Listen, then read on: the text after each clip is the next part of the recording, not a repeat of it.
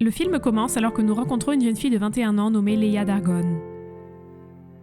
Elle a été enlevée à l'âge de 4 ans et confinée dans un bunker souterrain complètement coupé du monde extérieur.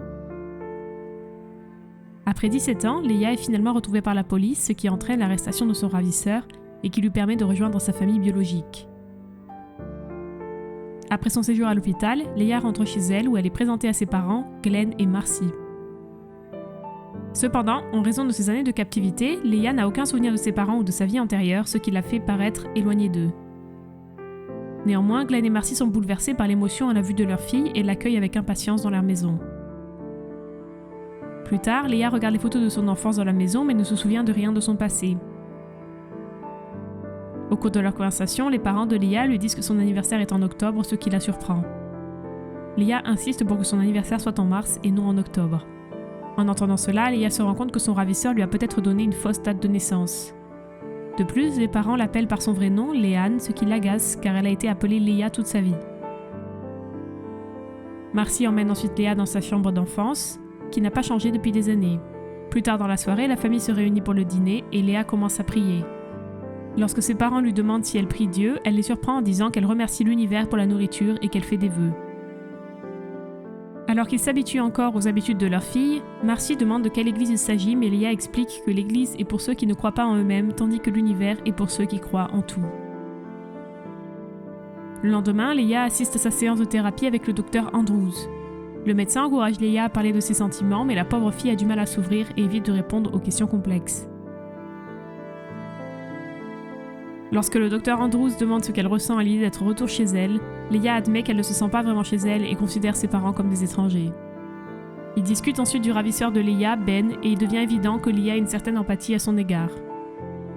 Elle révèle que le seul endroit où elle se sent chez elle est le temps qu'elle a passé au sous-sol avec lui. Plus tard, Leia accompagne son père, Glenn, dans un magasin où elle découvre un journal présentant des nouvelles à son sujet. Elle demande à Glenn si elle peut en avoir une copie, mais son père semble inquiet et refuse sa demande. À ce moment-là, une femme s'approche d'elle pour féliciter Glenn et féliciter Leia pour sa bravoure. Cependant, Leia se sent mal à l'aise face à cette attention et ne comprend pas pourquoi elle est félicitée. Sentant qu'elle est mal à l'aise, Glenn la sort de sa situation et s'excuse, expliquant que les gens se posent de nombreuses questions sur la façon dont elle a réussi à survivre à son calvaire.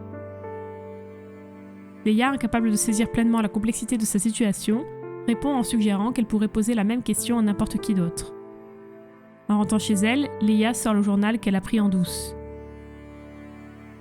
En lisant l'article, les souvenirs du temps qu'elle a passé avec Ben lui reviennent, la faisant fondre en larmes. Dans un flashback, la jeune Leia pleure lorsque sa poupée préférée se brise. Elle suggère de l'emmener à l'hôpital, mais Ben n'est pas d'accord, expliquant à quel point les médecins sont mauvais. Finalement, il répare sa poupée, apportant de la joie à la petite Leia. Elle s'excuse auprès de Ben ensuite et dit qu'elle pensait qu'il était en colère lorsqu'elle a regardé par la fenêtre. Cependant, Ben précise qu'il s'inquiétait réellement pour elle et qu'il n'était pas fâché parce qu'il veut la protéger de tout, ce qui pourrait l'effrayer. Il assure à Leia que même lorsqu'il s'énerve, il prendra toujours soin d'elle. Dans le présent, Leia se souvient affectueusement de cette époque et sourit. Le lendemain, Leia accompagne Marcy au magasin local pour une virée shopping. Malgré ses efforts pour être polie, il est évident que Leia n'a pas vraiment envie de nouer des liens avec ses parents. Une fois de retour à la maison, Marcy partage des événements de leur journée avec Glenn tout en gardant espoir de voir Leia s'ouvrir progressivement à eux. Pendant ce temps, nous voyons Leia dans sa chambre prier l'univers, exprimant ses inquiétudes pour la sécurité et le bien-être de Ben. Au fil des jours, Marcy déploie beaucoup d'efforts pour garder un lien fort avec sa fille. D'autre part, Glenn utilise souvent son travail comme excuse pour éviter de faire face à une situation difficile. Un soir, le couple entame une discussion. Marcy souhaite que Glenn soit plus présent pour la famille. Cependant, Glenn affirme qu'il fait tout ce qu'il peut et assure à Marcy qu'avec le temps, tout ira bien. Le lendemain matin, Leia essaie de réchauffer le pain en allumant le gaz, mais elle finit par déclencher l'alarme incendie, ce qui la fait paniquer. Quelques instants plus tard, Marcy lui vient en aide et coupe rapidement le gaz.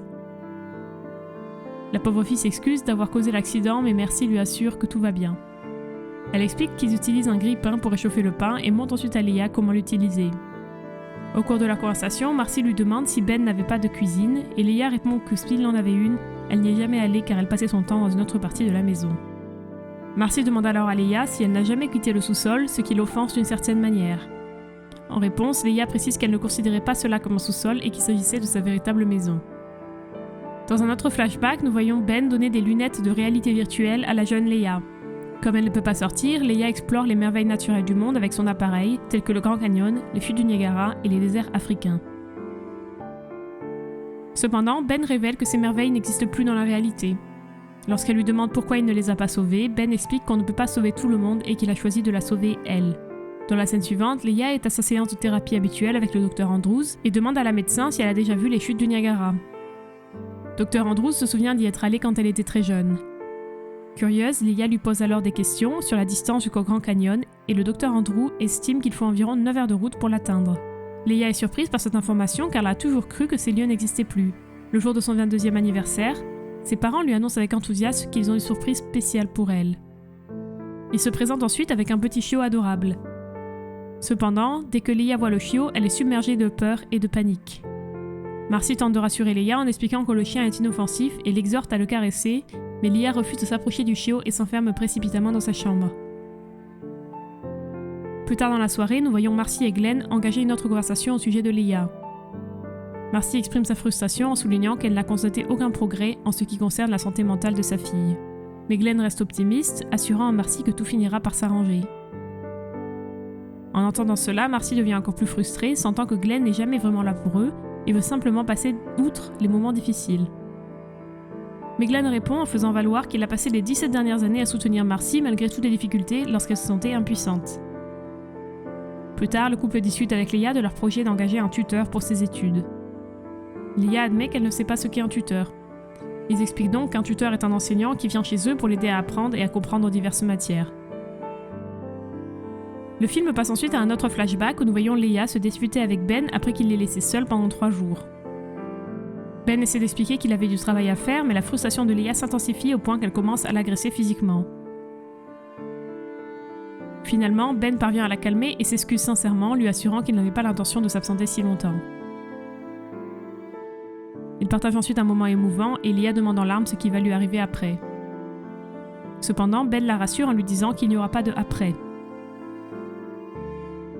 De retour dans le présent, Leia contacte la prison où Ben est détenu et demande où il se trouve. Le lendemain, elle parvient à se faufiler hors de la maison et arrive à la prison pour le voir. Peu de temps après, Ben arrive et les deux se sentent émus en se voyant. Pendant qu'ils discutent, Leia demande s'il savait qu'il changeait des choses à son sujet, comme sa date de naissance et son vrai prénom. En réponse, Ben affirme qu'il n'a jamais été au courant de ces détails au départ et qu'il n'a donc apporté aucune modification. Leia lui demande alors s'il regrette de l'avoir enlevée. Cependant, Ben affirme qu'il ne regrette aucun moment passé avec elle, même si cela signifie qu'il pourrait mourir en prison. Leia dit alors en larmes qu'elle n'arrive pas à décider quelle est la pire chose qui lui soit arrivée, passer la plus grosse partie de sa vie avec lui ou ne plus passer de temps avec lui pour le reste de sa vie. Pendant ce temps, de retour chez elle, Marcy devient de plus en plus paranoïaque alors que Leia est toujours introuvable. Elle appelle donc la police et l'informe de sa situation. Plus tard, lorsque Marcy se rend dans la chambre de Leia, elle est choquée de trouver des photos de Ben et des lettres qui lui sont adressées. Alors ce soir-là, quand Leia rentre chez elle, Marcy se met en colère et exige de savoir où elle est allée. Leia essaie de s'en sortir en mentant et prétend qu'elle était juste au parc, mais Marcy ne la croit pas.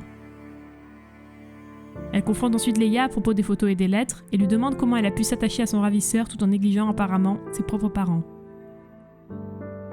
À ce moment-là, Glenn arrive et essaie de les calmer toutes les deux.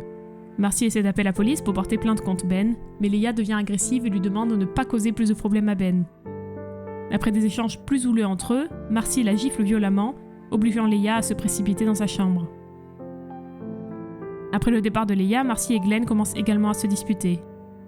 Marcy dit à Glenn qu'elle en a assez de lui parce qu'il n'est jamais là pour sa famille et qu'il ne la soutient pas dans les moments difficiles. Glenn essaie de la convaincre de ne pas abandonner, mais Marcy dit qu'elle ne peut pas tout gérer et lui demande de partir. Le lendemain, Marcy expulse Glenn de la maison et enferme Leia dans sa chambre. Lorsqu'un tuteur arrive pour enseigner à Leia dans l'après-midi, elle refuse également de le laisser entrer. Et même lorsque le docteur Andrews appelle concernant la séance de Leia, Marcy ment et dit qu'elle est malade. Finalement, Marcy isole Leia dans une pièce et livre de la nourriture par une petite fente dans la porte. Les déplacements de Leia sont restreints et elle est empêchée d'interagir avec des étrangers, presque comme une prisonnière en détention. Le soir, Glenn se présente à la maison pour récupérer ses affaires, mais Marcy refuse de les laisser entrer. Glenn demande quand même à voir Leia une seule fois, mais Marcy lui dit que Leia le contactera lorsqu'elle sera prête. Marcy pense que le lien qu'elle a eu autrefois avec Leia a été détruit par Ben. Elle essaie donc de rétablir ce lien à partir de zéro. Elle traite Leia presque comme un nouveau-né, ne l'obligeant à participer à des activités pour les faire se rapprocher. Même pendant le dîner, Marcy retient Leia, craignant qu'elle ne tente de s'échapper. Dans la scène suivante, lorsque le Dr Andrews arrive pour rendre visite à Leia en personne, Marcy invente des excuses, insistant sur le fait que Leia est toujours malade et incapable de sortir de sa chambre. Cependant, la Dr Andrews s'inquiète pour la mère et la fille et mentionne que Glenn l'a informée de leur situation. Marcy explique qu'elle et Glenn font simplement une pause l'un par rapport à l'autre. Par la suite, frustrée de tout ce qui se passe, Leia interroge sa mère et lui demande si c'est en emprisonnant leurs proches et en les forçant à faire partie de leur vie que les gens montrent leur amour. Cependant, Marcy ignore tout simplement ses paroles et s'éloigne. Un après-midi, Leia ouvre sa fenêtre un jour de pluie et se sent heureuse lorsqu'elle voit de la pluie pour la première fois. Le lendemain, elle décide de quitter définitivement la maison et laisse un mot à Marcy dans sa chambre. Dans le message, Leia explique comment elle se sent elle-même lorsqu'elle est seule, mais quand elle est entourée d'autres personnes, elle devient ce qu'ils attendent d'elle. Leia remercie Marcy pour son amour et précise qu'elle ne part pas parce qu'elle ne l'aime pas, mais parce qu'elle pense qu'il est temps pour elle de grandir et d'avoir quelque chose qui n'appartient qu'à elle. Nous voyons ensuite Leia dans un parc où elle remarque une petite fille qui lui sourit. Leia regarde la fille et décide qu'elle vient de choisir la bonne personne pour être la sienne, tout comme Ben l'a choisi il y a des années. C'est tout pour cette vidéo, n'hésitez pas à partager vos réflexions sur ce film dans les commentaires et n'oubliez pas d'aimer et de vous abonner, cela nous aide tout particulièrement. À la prochaine, ciao!